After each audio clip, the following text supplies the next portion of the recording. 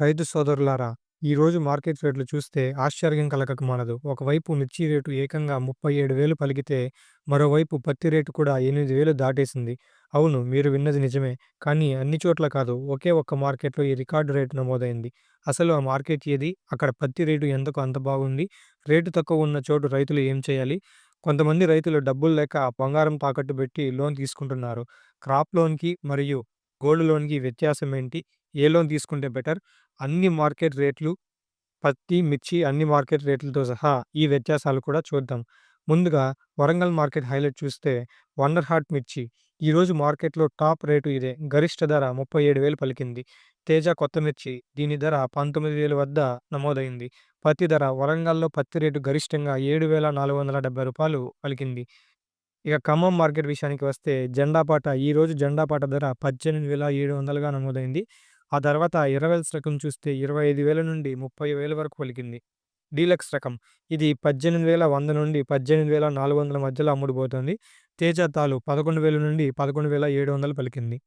ఇప్పుడు మనం ఇందాక చెప్పుకున్న ఆ 8,000 పత్తి రేటు ఎక్కడో చూద్దాం.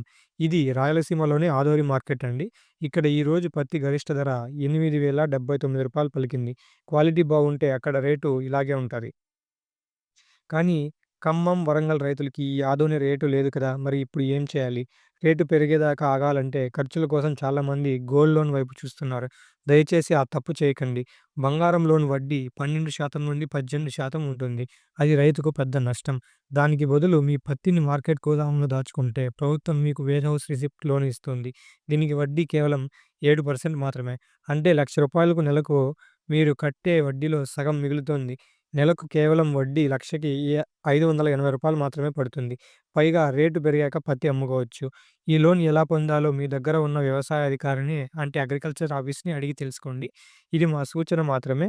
మీ పరిస్థితిని బట్టి మీరు మీ అగ్రికల్చర్ ఆఫీస్‌కి వెళ్లి వాళ్ళు ఎంత పర్సెంటేజ్‌తో ఇంట్రెస్ట్ ఇస్తున్నారు అండ్ గోల్డ్ లోన్‌కి దీనికి ఎంత వ్యత్యాసం ఉంది అని మీరు ఒకసారి తెలుసుకొని మళ్ళీ లోన్ అప్లై చేసుకోండి. ఇది మీకు మేము కేవలం అవగాహన మాత్రం కోసమే చెప్తున్నాం. మరి ఈరోజు మీ ఏరియాలో పత్తి రేట్లు ఎలా ఉన్నాయో కామెంట్ చేయండి. Thank you. జై కిసాన్.